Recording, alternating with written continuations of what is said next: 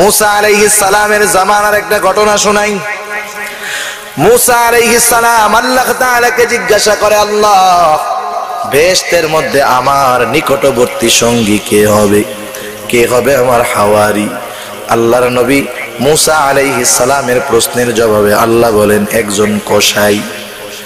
মুসা আলাইহিস সালাম চিন্তা করলেন, হায় রে, আবার কেমন স্পেশাল কসাই, একটু দেখার দরকার। মুসা আলাইহিস সালাম আল্লাহর কাছে বলল, আল্লাহ আমি ওই কসাইটাকে একটু দেখতে চাই। আল্লাহ তাআলা জানায় দিলেন, যাও অমুক বাজারে গিয়া দেখবে একজন কসাই। সকালবেলায় গিয়া মুসা আলাইহিস সালাম লক্ষ্য করা শুরু করলেন, কি করে সে সুন্দর একটা খাসি জবাই দিল। জবাই দেওয়ার পর চামড়া সিলে সবচাইতে ভালো গোশতের টুকরাটাকে আলাদা করে রাখলো, বাকিগুলা বিক্রয় করলো।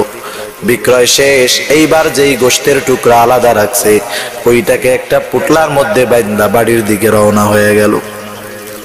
মুসা আলাইহিস সালাম তার পেছনে পেছনে যাওয়া শুরু করলেন। কসাইকে যায় বলতেছে, ও কসাই, আমি তো পথ হারায় ফেলছি, আমি একজন মুসাফির, তোমাকে কি আজকে রাতটা তোমার বাড়িতে আমাকে থাকতে দিবা নাকি? কসাই বলে, জি আসেন।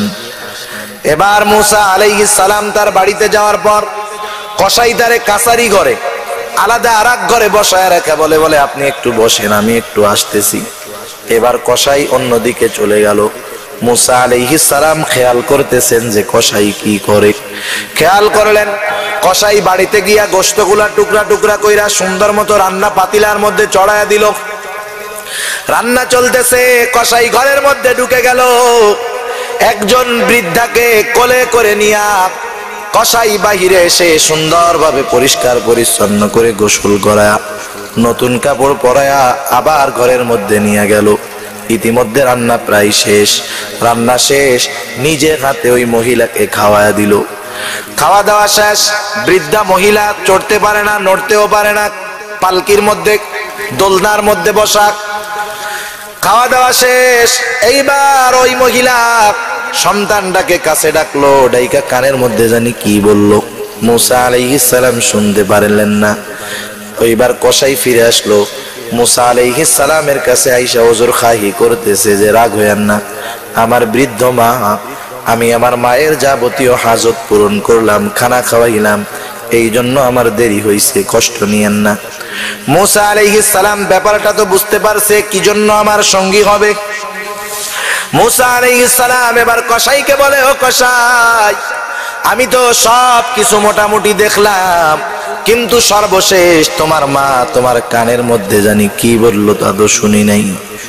এবার কসাই বলে, মুস্কি একটা হাসি দিয়া বলে, মা তো সব সময় সন্তানের জন্য বড়টা কামনা করে, ঠিক কিনা বলেন? সন্তানের জন্য সব সময় মা বেশি চায়, বড়টা চায়। মুস্কি হেসে দিয়ে কসাই বলে, মা আমার উপরে একটু সন্তুষ্ট, কারণ আমি আমার মায়ের খেদমত করতে গিয়া বিবাহ শাদী কিছুই করি নাই। আমার মা আমার খেদমতে খুশি হইয়া আমার জন্য প্রতিদিন দোয়া করে, শোনায়া শোনায়া। যেই দোয়াটা করে সেটা হলো, আমার মা দোয়া করে আল্লাহর কাছে, বলে, আল্লাহ আমার এই সন্তানটা আমার খেদমত করেছে, আমি তার উপরে সন্তুষ্ট, আল্লাহ তুমি আমার এই সন্তানটাকে জান্নাতে মুসা নবীর সঙ্গী বানায়। ও তো চেনে না মুসা নবীকে। মুসা আলাইহিস সালাম বলে, হে যুবক, তোমার আর কোনো চিন্তা নাই, তোমার মায়ের দোয়া আল্লাহ রাব্বুল আলামিনের কাছে কবুল হয়ে গেছে। আমি হলাম জামানার নবী মুসা আলাইহিস সালাম। আল্লাহ রাব্বুল আলামিন বলেন, ইম্মা ইয়াবলুগান্না ইনদাকাল কিবার আহাদুহুমা আও কিলাহুমা, তোমার নিকটে যদি তোমার মা বাবা উভয়ে অথবা উভয়ের মধ্যে একজন বার্ধক্যে উপনীত হয়। আল্লাহ তাআলা প্রথমে সমানভাবে বলে দিলেন মা বাবার সাথে সদাচরণ করবা, বিশেষভাবে উল্লেখ করলেন বার্ধক্যকালের কথা। কেন? মুফাসসিরিনে কেরাম এই আয়াতের আলোকে বিস্তারিত বর্ণনার মধ্যে বলেন, কারণ মা বাবা যখন দৈহিকভাবে শক্তিশালী থাকে, অর্থনৈতিকভাবে স্বাবলম্বী থাকে, তার মানে তারা যখন সুস্থ থাকে, স্বাবলম্বী থাকে, তখন সন্তান ইচ্ছা করলেও অনেক সময় মা বাবার সাথে খারাপ আচরণ করতে পারে না। যেমন যেই সন্তান বেকার কিন্তু এই সন্তানের টাকা পয়সা দেয় বাবা, সন্তান যদি বাবার কোনো কথায় কষ্ট লাগে ওই সময় কিছু বলে না, এই চিন্তা করে যদি এখন বেশি বেয়াদবি করি হয়তো বাবা টাকা পয়সা দেওয়া কমায়া দিবে। ওই সময় একটা ভয় কাজ করে যে আমার বাবা তো এখন সুস্থ, আমার বাবা তো এখন স্বাবলম্বী, এই মুহূর্তে আমি যদি তার সাথে বেয়াদবি করি তাইলে আমারে ঘর থেকে বাইর করে দিবে, বলবো যা তেজ্য পুত্র, তোর মতো এরকম আমার দরকার নেই। আল্লাহ তাআলা ওই অবস্থাতেও ভালো আচরণের কথা বললেন। বিশেষ করে বার্ধক্যকালের কথা কেন উল্লেখ করলেন? কারণ একটা মানুষ যখন বার্ধক্যের দিকে পৌঁছায় যায় তখন ওই মানুষটার মধ্যে পুনরায় শিশু সুলভ আচরণ ঢুকে যায়। ছোটবেলায় মানুষ একবারে শিশু বাচ্চা, তার স্মরণ শক্তি কম, তার বুধ শক্তি কম, দৈহিক শক্তি কম। আবার যেই লোকটা 90 বছরের বৃদ্ধ ঘরে পড়ে আছে তার দৃষ্টি শক্তি কমে যায়, দৈহিক শক্তি কমে যায়, স্মরণ শক্তি কমে যায়, ঠিক কিনা বলে?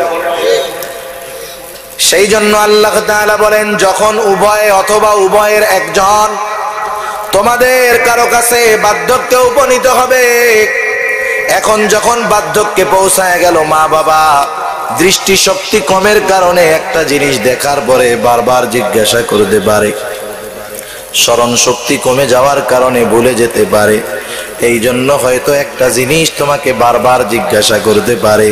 ও দুনিয়ার মানুষ, এই জন্য তুমি কখনো বিরক্ত হবা না, বিরক্ত হয়ে উফ শব্দটাও মুখ দিয়া বের করবা না।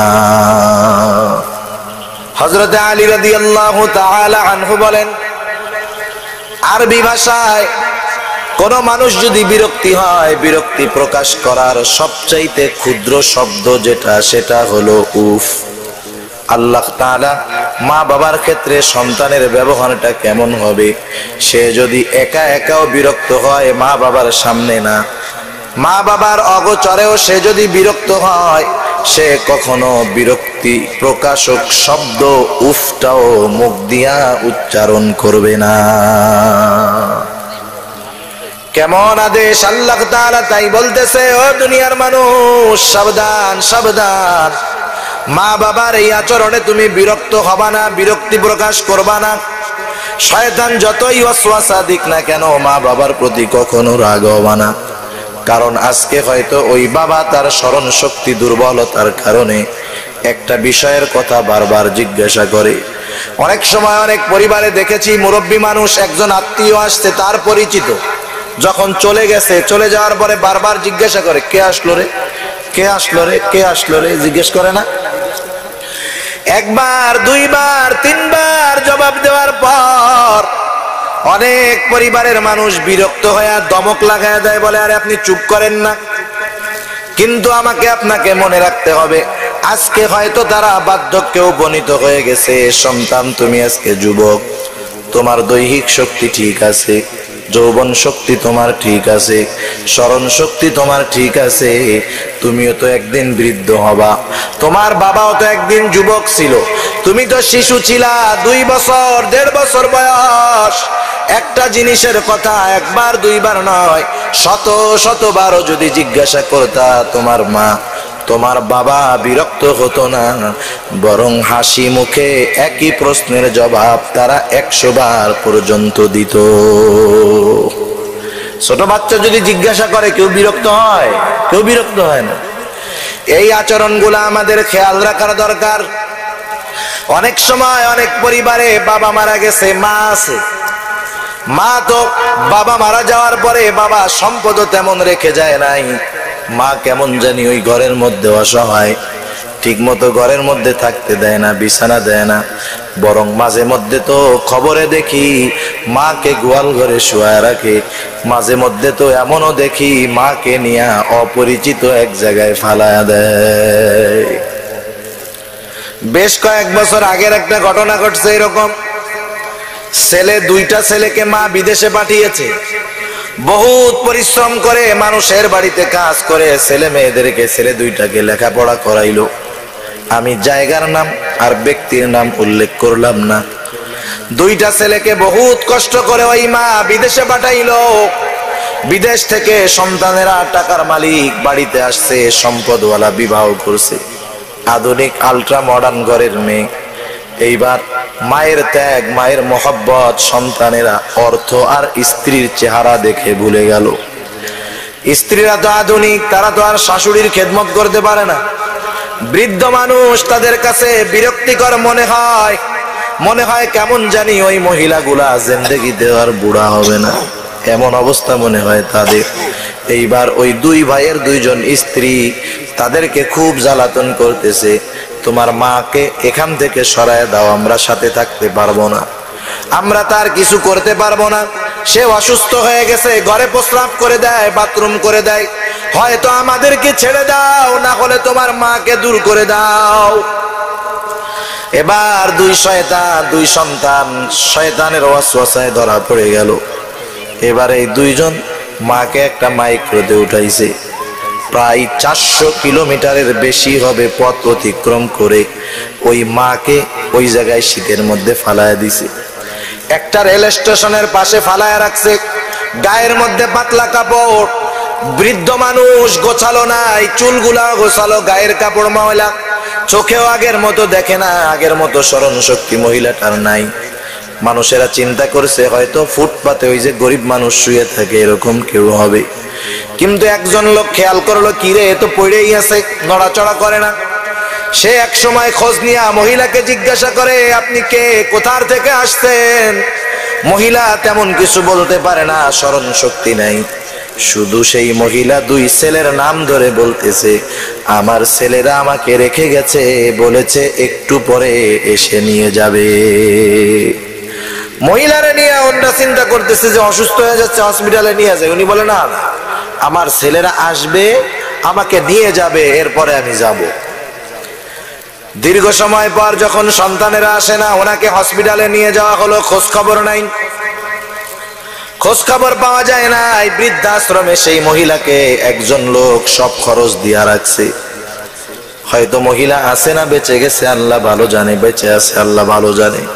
কিন্তু কি হলো, এই মা বিবাহের পরপর দুইটা সন্তান রেখে তার স্বামী মারা গেল। এই মহিলা এত কষ্ট করে সন্তানগুলাকে লালন পালন করলো, ইচ্ছা করলে আর একটা স্বামীর সাথে বিবাহ বসতে পারতো, কিন্তু সন্তানের দিকে তাকায়া নিজের স্বাদ, নিজের যৌবনকে আলাদা করে দিল, ত্যাগ করলো। সব কিছুর বিনিময় সন্তানরা যখন টাকার মালিক, এত বড় বিল্ডিং এ সবার জায়গা হয়, কিন্তু যেই মার এত প্রতিদান তার জায়গা হয় না, ঠিক না? অথচ দেখেন এই মায়ের কত ত্যাগ একটা সন্তানের জন্য।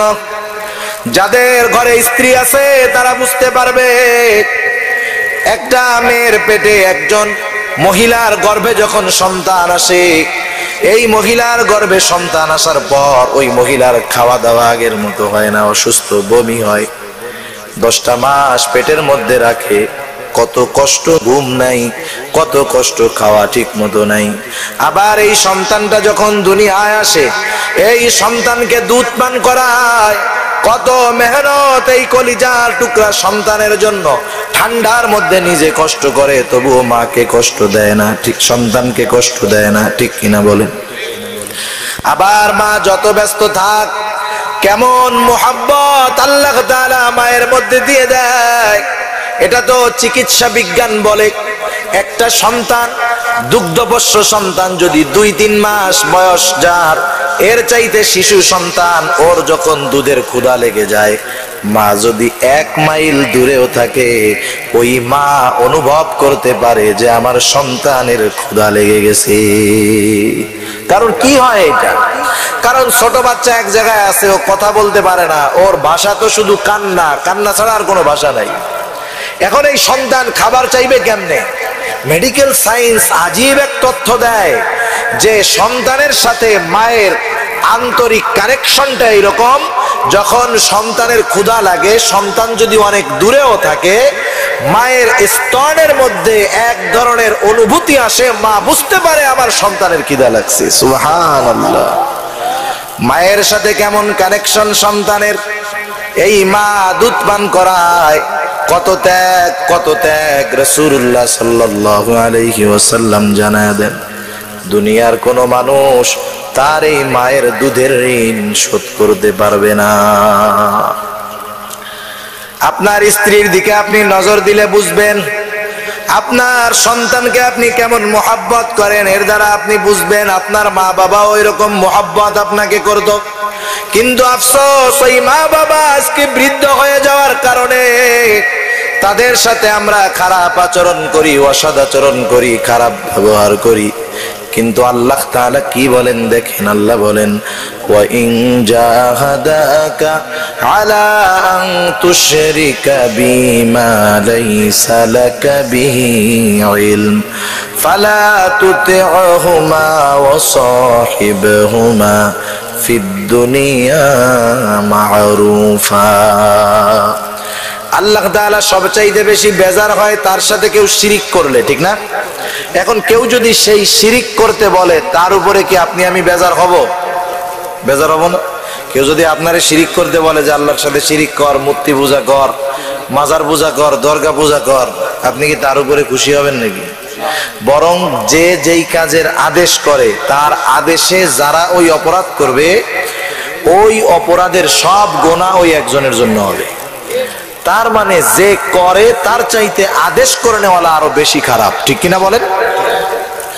আল্লাহ রাব্বুল আলামিন এবার বলেন, শুনে নাও, তোমার মা বাবা যদি তাদের অজ্ঞতার কারণে ওয়া ইন জাহাদাকা আলা আন তুশরিকা বিমা লাইসা লাকা বিহি ইলম, তোমার মা বাবা যদি তাদের অজ্ঞতার কারণে আমি আল্লাহর সাথে শিরিক করার জন্য জোর জবরদস্তি করে, এই মুহূর্তে তুমি কি করবা? কারণ শিরিক তো সবচাইতে বড় জুলুম। ও দুনিয়ার মানুষ, কি করবা? আল্লাহ তাআলা এক নম্বরে বলেন ফালা তুতি'হুমা, মা বাবা যখন এই আদেশ করবে, মা বাবার এই আদেশের আনুগত্য করবা না। কারণ দুনিয়ার কোন মাখলুকের এমন আদেশের আনুগত্য করা জায়েজ নাই যেটাতে আল্লাহ বেজার হয়, আল্লাহর নাফরমানি হয়।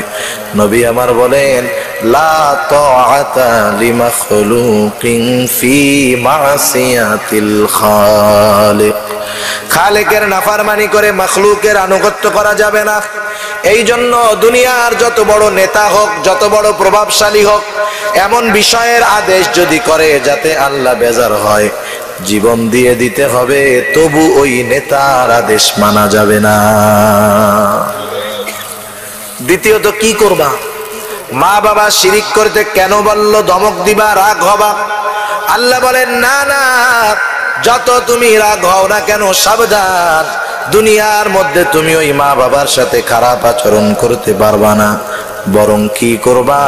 ওয়াসাহিবহুমা ফিদ দুনিয়া মা'রুফা, ওই মা বাবার সাথেও দুনিয়ার মধ্যে সদাচরণ করতে হবে। সুবহানাল্লাহ বলেন। চিন্তা করেন, মা বাবা যদি অজ্ঞতার কারণে আল্লাহর সাথে শিরিকও করতে বলে, মা বাবার উপরে ধমক দেওয়া যাবে? যাবে না। কিন্তু আমাদের সমাজে আমাদের ভাইয়েরা কোন কারণে মা বাবাকে ধমক দেয়? কিছু মানুষ তো মোবাইল কিনে দেওয়ার জন্য ধমক দেয়, ঠিক কিনা বলেন? আবার আমাদের দেশে একটা দুইটা নয়, খোঁজ নিলে মনে হয় শত শত ঘটনা পাওয়া যাবে। কেউ মোবাইলের জন্য, কেউ মোটর সাইকেলের জন্য বাবাকে হত্যা করে ফেলছে, মাকে হত্যা করে ফেলছে। একবার একটা ছেলে তার বাবাকে হত্যা করে ফেলছে, প্রথম বাবারে মেরে ফেলছে, কেউ জানে না কেমনে মারা হয়েছে। এবার তদন্তের স্বার্থে খুঁজতে খুঁজতে এক সময় জানা গেল এই লোকের ছেলে তার বাবারে হত্যা করছে। এক বাবার এক সন্তান, টাকা পয়সার অভাব নাই, একবারে অভাব নাই, কেন হত্যা করলো? তদন্ত রিমান্ডে খবর পাওয়া গেল, ছেলেটা বলতেছে আমার বাবার যদিও অনেক টাকা, কিন্তু আমার বাবা শুধু কৃপণতা করতো। আমার বন্ধুদের মোটর সাইকেল আছে, আমার কোনো মোটর সাইকেল নেই। আমি আমার বাবাকে বারবার বলেছি, আব্বা টাকা পয়সার তো অভাব নাই, আমি আপনার একমাত্র সন্তান, আমার একটা হোন্ডা কিনে দেন। আমার বাবা আমাকে মোটর সাইকেল কিনে দেয় নাই।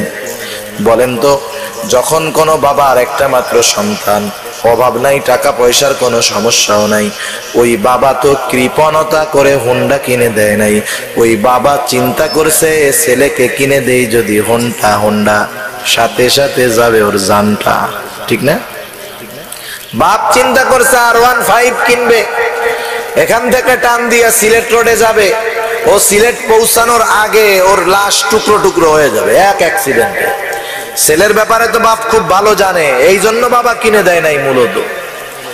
তাহলে এবার কি হলো? বলে বাবাকে বারবার বলার পরেও কিনে দেয় না। বন্ধু বান্ধব আমাকে উস্কানি দেয়, এ বেটা তুই তোর এক বাবার এক সন্তান, তোর বাবা কেন এমন কার্পণ্যতা করে? তোর বাপ বাইসা থাকতে তুই জীবনে হোন্ডা কিনতে পারবি না। এইবার ওরে শয়তানে তো দিছে ধোঁকা। এবারও বলে আমি চিন্তা করলাম এখন তো যৌবন, এখন তো তারুণ্য, এখন যদি হোন্ডা না পাই বুড়ো বয়সে দিয়া কি করব? বাবা বেঁচে থাকলে হোন্ডা পাবো না, বাবা মারা গেলে সব সম্পদের মালিক আমি হব। এখন আমার দোয়া তো আল্লাহ কবুল করবে না যে আল্লাহ বাপরে মারো মারো, কাজটা আমি চিন্তা করলাম শেষ করে দিই। এবার আমি আমার বাবাকে হত্যা করলাম। হত্যা করার কারণ হলো আমি জানি বাবা মারা যাওয়ার পরে তার সম্পদ দিয়ে আমার ইচ্ছা মিটাতে পারি। চিন্তা করছেননি এখনকার জামানার সন্তান কেমন হোন্ডার জন্য বাবাকে হত্যা করে। আবার মাঝে মধ্যে অনেক জায়গায় দেখি নেশার টাকার জন্য বটি দিয়া মারে জবাই করে ফেলছে, নেশার টাকার জন্য বাবাকে গলায় ছুরি চালায়া দিয়েছে। আর একটা ঘটনা আমার তো জানা, মাদারীপুর একজন মহিলা তার স্বামী নাই, সন্তানগুলাকে খুব ভালোভাবে মানুষ করছে। সন্তান আইসা মার কাছে বলতেছে মা আমার একটা হোন্ডা কিনে দাও। একটা সন্তান, স্বামী দুনিয়ায় নাই, মা চিন্তা করে হোন্ডা কিনলে কি হবে। এবার ছেলেটারে মা হোন্ডা ঠিকই কিনে দিছে, কিন্তু মধ্যে ঘটনা আছে। হোন্ডা কিনে দেওয়ার পর বন্ধুদের আড্ডা, এখানে যায় সেখানে যায়, পড়াশোনা বাদ। একদিন ইয়াবা সহ পুলিশের হাতে ধরা খাইছে। পুলিশের হাতে ধরা খাওয়ার পর মহিলারে খোঁজ দেওয়া হয়েছে, মহিলা মেয়র অফিসে চাকরি করে। ছেলে ধরা খাইছে, এক সন্তান, মার কি মাথা ঠিক আছে নাকি? যদিও সন্তান খারাপ, কিন্তু দুনিয়ার সবচাইতে খারাপ মানুষটাও তার মায়ের কাছে ভালো, ঠিক কিনা বলেন? এবার ওই মা মেয়র সাহেবের কাছে চলে গেল, যা বলে স্যার আমার ছেলেটাকে ইয়াবার কারণে আটক করছে, আমার একটু সুপারিশ করে দেন, আপনি বললে পুলিশ ছেড়ে দিবে। মেয়র সাহেব খুব ভালো মানুষ, বলে ছেলে পড়ে ক্লাস 9-এ, আপনি কেন মোটরসাইকেল কিনে দিলেন? বন্ধু বান্ধবের আড্ডায় গিয়ে তো এরকম খারাপ হইছে। বলে স্যার আমি তো বুঝি কেন কিনে দিয়েছি, কিনতে আমি বাধ্য হয়েছি। মেয়র সাহেব বলতেছেন বারবার আমি তাকে তিরস্কার করলাম, কেন কিনে দিলেন? আপনি একজন শিক্ষিত মহিলা। এইবার ওই মহিলা তার গলা উঁচু করে দেখায় আর বলে স্যার আমি যখন হোন্ডার টাকা দেই নাই, খুর দিয়ে আমার গলায় পোষ মেরে দিয়েছে। এই যে তার দাগ, কিনতে বাধ্য হইছে। আছে না এমন সোনার সন্তান? আছে না? সব জায়গায় কম বেশি আছে। অথচ দেখেন মা বাবা যদি শিরিক করার আদেশ করে তাদের সাথে খারাপ আচরণ করা যাবে না। মা বাবা যদি মুশরিক হয় খারাপ আচরণ করা যাবে না। হযরতে আসমা রাদিয়াল্লাহু তাআলা আনহা রাসূলুল্লাহ সাল্লাল্লাহু আলাইহি ওয়াসাল্লামের কাছে আসলেন, বলেন ইয়া রাসূলুল্লাহ আমার মা একজন মুশরিকা মহিলা, তিনি তো আপনাকে ঘৃণা করেন, তিনি মাঝে মধ্যে আমার কাছে আসেন, তিনি যদি আমার কাছে আসেন আমি কেমন আচরণ করব? নবীজি বলেন তোমার মা যদি তোমার কাছে আসে তুমি তার সাথে সদাচরণ করবা, ভালো ব্যবহার করবা। রাসূলুল্লাহ সাল্লাল্লাহু আলাইহি ওয়াসাল্লাম একদিন মসজিদের মেম্বারে খুতবা দেওয়ার জন্য উঠবেন। এটা তো প্রসিদ্ধ হাদিস, ঐতিহাসিক হাদিস। আল্লাহর নবী 3টা সিঁড়ির 3টা ধাপ অতিক্রম করলেন, 3বার বললেন আমিন। সাহাবারা নামাজের পরে জানতে চাইল ইয়া রাসূলুল্লাহ এইভাবে আমিন বলার কারণ কি? নবীজি আমার বলেন আমি যখন মেম্বারে আরোহণ করতেছিলাম আমার কাছে জিবরাইল আমিন আসলো, 3টা দোয়া করেছে, আমি আমিন বলেছি। এর মধ্যে একটি দোয়া হলো যেই সন্তান তার মা বাবা উভয়কে অথবা একজনকে বার্ধক্য অবস্থায় পেল, কিন্তু তাদের খেদমত করার মাধ্যমে জান্নাত উপার্জন করতে পারলো না, সে ধ্বংস হয়ে যাক। আমি বলেছি আমিন। দোয়া কবুল হয়েছে কোনো সন্দেহ আছে? সন্দেহ আছে কোনো? এক সাহাবী আয়েশা বলতেছে, ইয়া রাসূলুল্লাহ, আমার মা বাবা আমার জন্য কেমন? নবীজি বলেন, হুমা জান্নাতুকা ওয়া নারুক, ওই মা হয়তো তোমার জন্য জান্নাত, না হয় তোমার জন্য জাহান্নাম। কেমন অগ্রাধিকার আল্লাহ তাআলা দিয়েছেন! মা বাবার হক তো আল্লাহ তাআলা রাখছেন, নির্ধারণ করে দিয়েছেন, এর মধ্যে আবার মহিলাদেরকে প্রাধান্য দিয়ে দিয়েছে। সুবহানাল্লাহ। ইসলাম বিদ্বেষীরা বলতে চায় ইসলাম নারীকে অধিকার দেয় নাই। ইসলাম নারীকে যেই অধিকার দিয়েছে, গোটা দুনিয়ার সমাজ ব্যবস্থা তার অর্ধেকও দিতে পারে নাই। ইসলাম নারীকে মাতৃত্বের মর্যাদা দিয়েছে, এর চাইতে বড় অবদান আর কি হতে পারে? ঠিক কিনা বলেন? এক সাহাবী আয়েশা বলতেছে, ইয়া রাসূলুল্লাহ, আমার উপরে কার হক?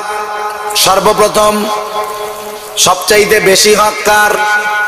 রাসূলুল্লাহ সাল্লাল্লাহু আলাইহি ওয়াসাল্লাম বলেন, তোমার মার। এরপরে বলতেছে কার? বলে তোমার মার। এরপরে কার? বলে তোমার মার। এরপরে বলে, ইয়া রাসূলুল্লাহ, কার? বলে তোমার বাবার আর অন্যান্য যারা আছে সবার। মায়ের ক্ষেত্রে রাসূলুল্লাহ সাল্লাল্লাহু আলাইহি ওয়াসাল্লাম প্রাধান্য দিয়েছেন বেশি। রাসূলুল্লাহ সাল্লাল্লাহু আলাইহি ওয়াসাল্লাম জানায় দিয়েছেন, আমরা তো মনে করি যে বাবার সম্পদ আমার, আমার সম্পদটাও আমার, কিন্তু না না, মূলত আমার সম্পদটাও আমার বাবার। এক সাহাবী, এক লোক একদিন আল্লাহ রাসূল সাল্লাল্লাহু আলাইহি ওয়াসাল্লামের কাছে এসে অভিযোগ করছে, বলে, ইয়া রাসূলুল্লাহ, আমার বাবা আমার সম্পদ যেই জায়গায় মন চায় শুধু ব্যয় করে, আপনি একটু আমার বাবাকে বুঝায় বলেন সে জানি আমার সম্পদগুলা এইভাবে ব্যয় না করে। আল্লাহ রাসূল সাল্লাল্লাহু আলাইহি ওয়াসাল্লাম বললেন, যাও তোমার বাবারে নিয়ে আসো। ছেলেটা মনে মনে খুশি হয়ে গেল যে এখন যদি আমার বাবাকে রাসূলুল্লাহ সাল্লাল্লাহু আলাইহি ওয়াসাল্লাম নিষেধ করে দেয়, তাহলে আমার বাবা আর আমার সম্পদগুলা যে জায়গা খুশি সেই জায়গা ব্যয় করবে না। অত খুশি মনে চলে গেছে বাপরে ডাকতে। ইতিমধ্যে রাসূলুল্লাহ সাল্লাল্লাহু আলাইহি ওয়াসাল্লামের কাছে জিবরাইল আমিন চলে আসছে। আয়েশা বলে, ইয়া রাসূলুল্লাহ, এই লোকটা যখন তার বাবাকে নিয়ে আসবে, আপনি তাকে জিজ্ঞাসা করবেন তার অন্তরের মধ্যে এমন কোন কথা আছে, এমন কোন জিনিস আছে যেই জিনিসটা সে আর আল্লাহ ছাড়া কেউ জানে না। আল্লাহ রাসূল সাল্লাল্লাহু আলাইহি ওয়াসাল্লাম অবস্থা বুঝা গেছেন। ছেলেটা এবার বাবাকে নিয়ে আসছে। আসার পরে আল্লাহর রাসূল সাল্লাল্লাহু আলাইহি ওয়াসাল্লাম তার বাবাকে নিয়ে একটু পাশে গেলেন, যা বলতেছে, তুমি আমার কাছে সত্য বলবা, তোমার মনের মধ্যে এমন কোন কথা আছে যেই কথা তুমি আর আল্লাহ ছাড়া কেউ জানে না। লোকটা চোখের পানি ছেড়ে দিয়ে বলে, ইয়া রাসূলুল্লাহ, আপনার কাছ থেকে আমি কোনো কিছু লুকাবো না, কারণ আপনি আমার কথাগুলা আল্লাহ তাআলা আপনাকে জানায় দিবে, আমার লুকানোর কোনো কিছু নেই। বলে, ইয়া রাসূলুল্লাহ, এই সন্তানটা আমার বড় আদরের, আমি বড় আদর করে একে বড় বানিয়েছি।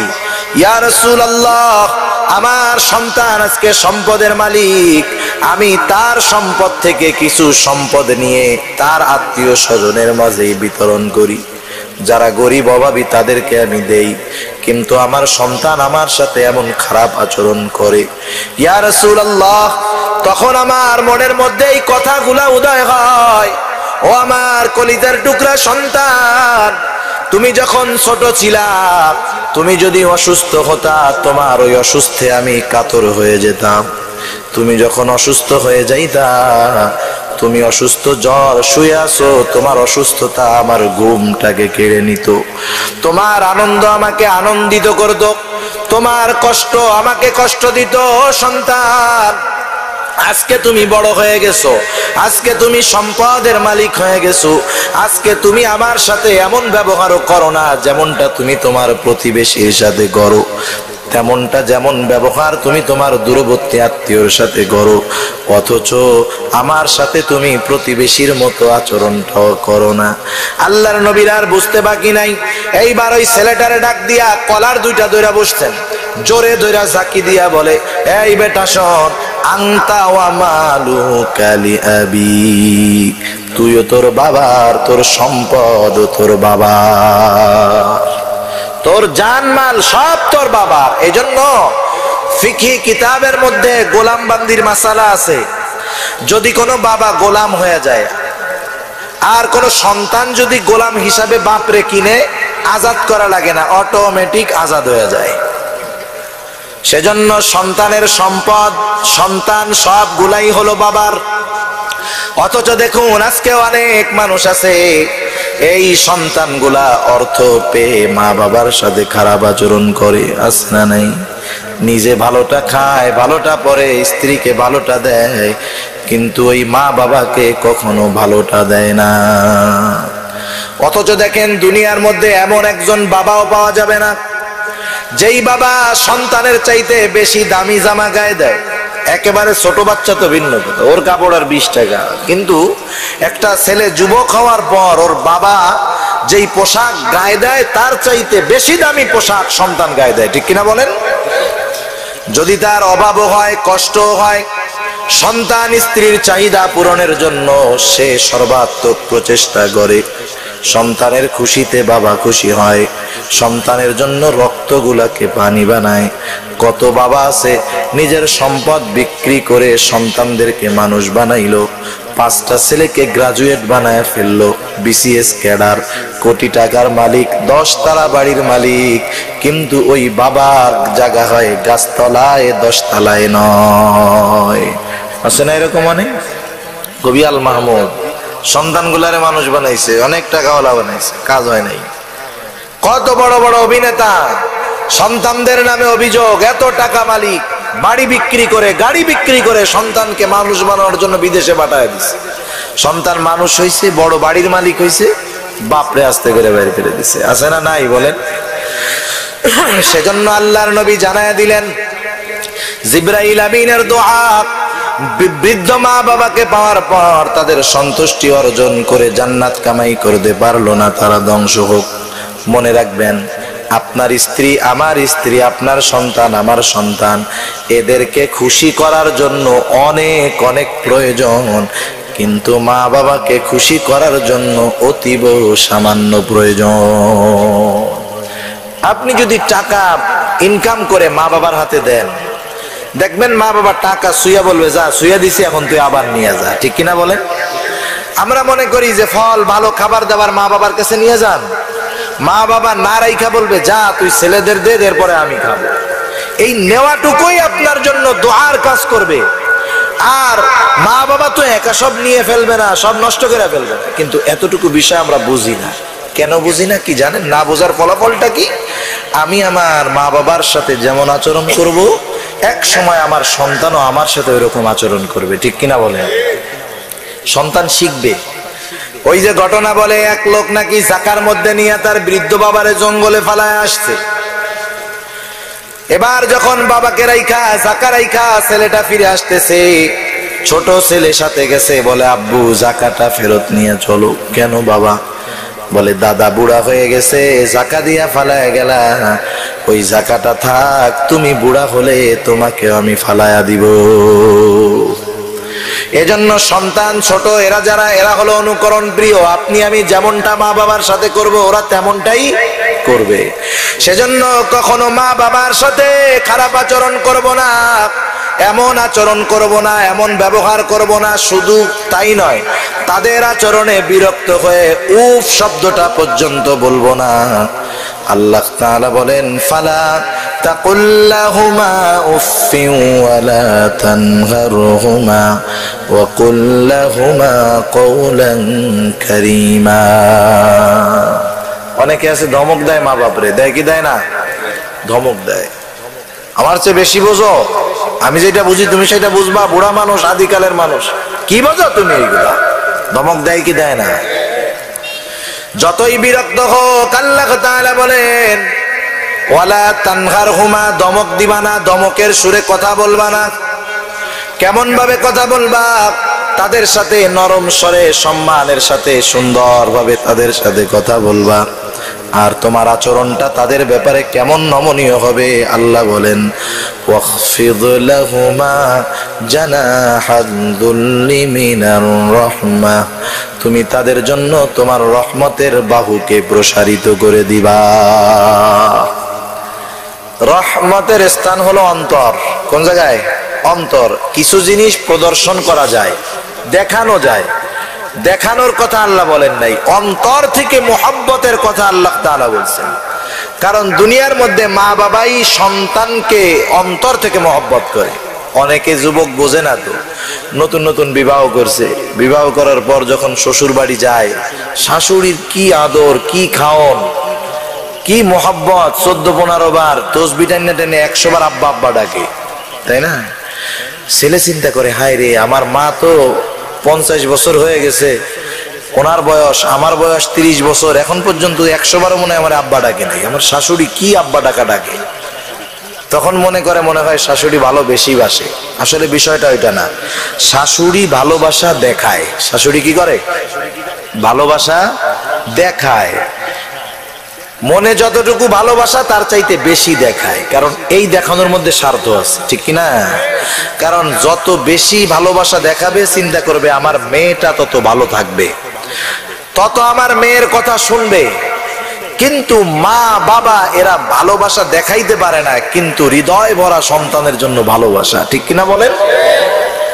সেজন্য আমার আপনার মা বাবার প্রতি অন্তর থেকে ভালোবাসা হতে হবে। দেখানো ভালোবাসা, লোভের ভালোবাসা, লৌকিকতার ভালোবাসা নয়। কেমন সুন্দরভাবে ভালোবাসবে, যেমন যখন মুরগি একসাথে 10-15-20টা বাচ্চাও দেয়। এই বাচ্চাগুলা যখন ছোট ছোট থাকে, আকাশের মধ্যে যদি চিল ওড়ে, ওই মুরগিটা সংকেত দেওয়ার সাথে সাথে ওই মুরগির 2 বাহুর মধ্যে 20টা বাচ্চা লুকায় যায়, ঠিক না? ছোট ছোট বাচ্চা টিপ দিলেই ফেটে যাবে, কিন্তু 2 পাখা প্রসারিত করে মুরগি কত সুন্দরভাবে 20টা বাচ্চাকে নিজের মধ্যে লুকায় রাখে। কেমন জানি চিল যদি ওকে নিয়ে যায়নি, তবুও জানি চিল তার বাচ্চাগুলাকে না নিতে পারে। এই যে ডানা 2 বাহুর মধ্যে রাখলো, এমন ঘটনা জীবনেও ঘটে নাই যে এক মুরগি চিল আকাশে দেইখা তার বাচ্চাদেরকে 2 ডানার মধ্যে নিছে, সিবনি খাইয়া 2-4টা বাচ্চা মারা গেছে। এরকম ঘটনা কোনোদিন ঘটে নাই। সে এমন নরমের সাথে, মহব্বতের সাথে ওদেরকে রাখে, ওই বাচ্চাগুলা মায়ের ডানার মধ্যে গিয়া নিরাপদ বোধ করে। সুবহানাল্লাহ। আল্লাহ তাআলা বলেন, তোমার মা, তোমার বাবা বার্ধক্যের কারণে অতি দুর্বল, অর্থনৈতিক দুর্বল, মানসিকভাবে দুর্বল, এটা কিন্তু খেয়ালের বিষয়। কারণ অনেক সময় এমন হয়, অনেক মা, অনেক বাবা যদিও সন্তানের জন্য অনেক ত্যাগ, কিন্তু বার্ধক্যে যখন পৌঁছায় যায়, ওই মা, ওই বাবা সন্তানের কাছে তাদের প্রয়োজনীয় অর্থ চাইতে কিন্তু লজ্জা পায়। চিন্তা করে, না জানি না দেয়, না বইলা দেয় নাকি। যারা দেয় তো কন্টিনিউ, তাদের অবস্থা ভিন্ন, কিন্তু যারা চায় না, অনেক মা বাবা কিন্তু এই ভয়ে চায় না, যদি না বইলা দেয়, না বইলা দেয়, একটা টেনশনে থাকে। অনেক সময় নিজের থেকে নিজের প্রয়োজনীয়তার কথা বলে না, নিজের অসুস্থতার কথা বলে না।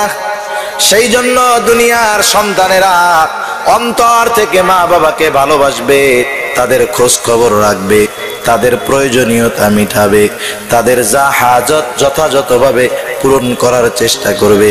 এটা দেখানোর জন্য নয়, বরং মা বাবার এই খেদমত হবে অন্তর থেকে। কারণ মা বাবার খেদমত এটা দুনিয়ার মানুষের জন্য সফলতা। অর্থের সমৃদ্ধি চাও, হায়াতের মধ্যে বরকত চাও, বুজুর্গানে দিন বলে তোমার মা বাবার খেদমত বেশি বেশি করো। তোমার স্ত্রী সন্তান যখন তোমার বিপদে ঘুমায় থাকে, মা বাবা আল্লাহকে ডাকে, ঠিক কিনা বলেন? সেজন্য কবি কত সুন্দর কথা বলেন, খেদমতে মা দর পে দর কুন ইখতিয়ার, তাশাবি আজমাল দৌলত বখতিয়ার। আজকে দুনিয়ার সন্তানেরা সম্পদ ব্যয় হবে এই চিন্তা কইরা মা বাবার খেদমত করে না। আর কবি কত সুন্দর কথা বলে, মা বাবার খেদমত কর, সম্পদের মধ্যে বরকত আসবে, সমৃদ্ধি আসবে। আর যদি মা বাবার নাফরমানি করো, রাসূলুল্লাহ সাল্লাল্লাহু আলাইহি ওয়াসাল্লাম জানায় দেন আল্লাহ তাআলা প্রতিটা পাপের শাস্তি দেওয়ার ব্যাপারে বিলম্ব করেন। মৃত্যুর পরে তার শাস্তি হবে, চূড়ান্ত শাস্তি হবে কিয়ামতে। কিন্তু কোন ব্যক্তি যদি মা বাবাকে কষ্ট দেয়, মা বাবার নাফরমানি করে, তার শাস্তি দুনিয়ায় থাকতেই শুরু হয়ে যায়। সেজন্য মা বাবার খেদমত করা যাবে না।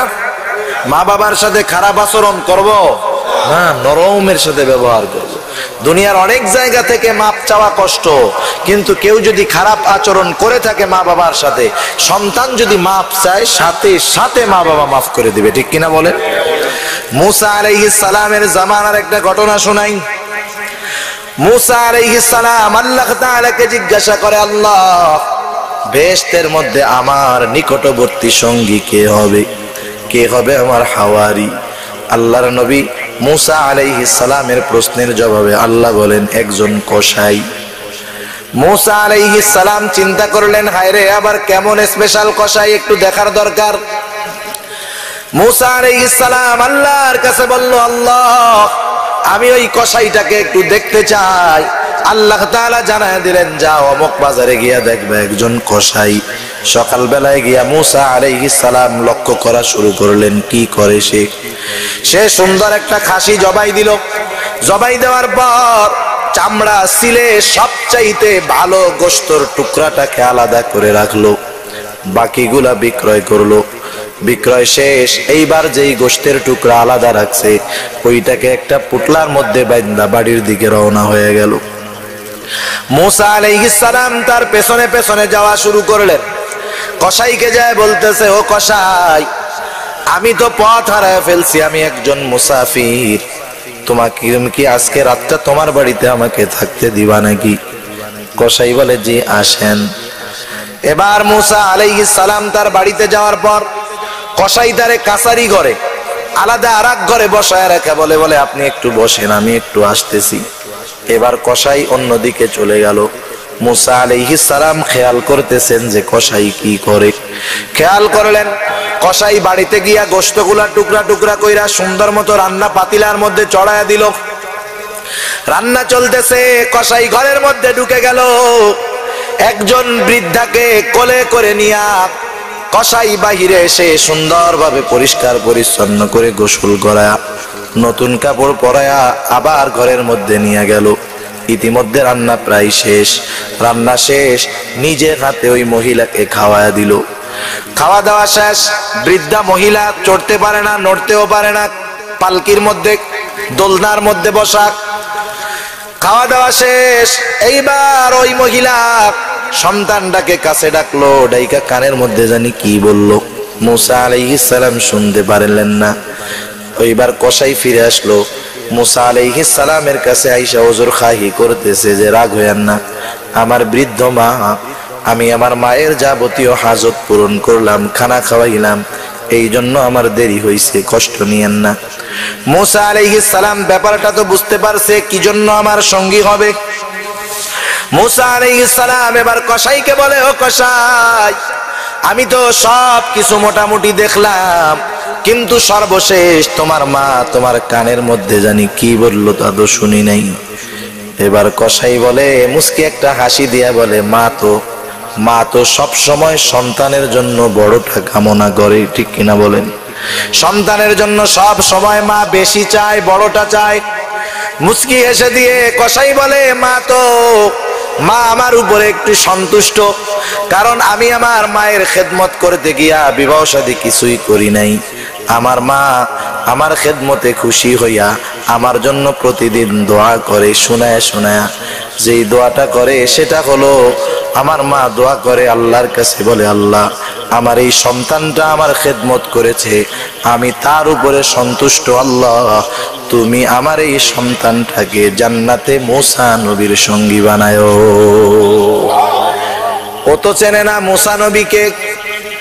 মুসা আলাইহিস সালাম বলে, হে যুবক, তোমার আর কোনো চিন্তা নাই, তোমার মায়ের দোয়া আল্লাহ রাব্বুল আলামিনের কাছে কবুল হয়ে গেছে। আমি হলাম জামানার নবী মুসা আলাইহিস সালাম। এখন এই বৃদ্ধ মা বাবা যদি হয়, কারো ঘরে থাকে, খারাপ আচরণ করা যাবে? অনেকে স্ত্রীর কথায় মা বাবার সাথে খারাপ আচরণ করে, আছে না নাই? এটা কাপুরুষ, ও সুপুরুষ হতে পারে না। ওর ঘরে মা বাবারে সরায় দিয়ে শান্তির আয়োজন করতেছে, ওর ঘরের মধ্যে ছোটখাটো জাহান্নামে পরিণত হবে কয়দিন পর। প্রথম প্রথম শুধু বউয়ের জ্বালা থাকবে না, এরপরে আল্লাহ যে কয়টা দিবে ও কটাও মোটামুটি সেরকমই হবে, ঠিক কিনা বলেন? একটা বাবা খোর হবে, একটা ডাইল খোর হবে, দেখবি তোর ঘর হয়ে গেছে জাহান্নাম। এখন দেখেন, মাতা পিতার হকের ব্যাপার আর অন্য কারো হকের ব্যাপারের মধ্যে তফাৎ আছে। মা বাবার হক শুধু যে দুনিয়ায় জীবিত থাকলে আছে তা না, আল্লাহ তাআলা পরবর্তী আয়াতের মাধ্যমে আমাদেরকে জানায়া দিলেন, মা বাবা মারা যাওয়ার পরেও সন্তানের উপরে মা বাবার হক থাকে। মা বাবা মারা যাওয়ার পরে কি করবে? যদি মা বাবা ঋণ থাকে পরিশোধ করবে, দাফন কাফনের ব্যবস্থা করবে, মা বাবার আত্মীয় স্বজনের সাথে সদাচরণ করবে, ভালো ব্যবহার করবে, মা বাবার বন্ধু বান্ধবী তাদের সাথে ভালো আচরণ করবে। শুধু তাই নয়, আল্লাহ শিখায় দেয়, বান্দারে ওই কবর তো বড় কঠিন জায়গা, তুই আমি আল্লাহর কাছে দোয়া করবি। আল্লাহ শিখায় দেয়, ওয়াকুর রব্বির হামহুমা কামা রব্বায়ানি সগীরা। তুই আমি আল্লাহর কাছে দোয়া করবি, আল্লাহ আমার মা বাবার উপরে আপনি রহমত নাজিল করেন, যেমন ভাবে শিশুকালে তারা আমাকে লালন পালন করেছে আপনি তাদের সাথে তেমন ভালো আচরণ করেন।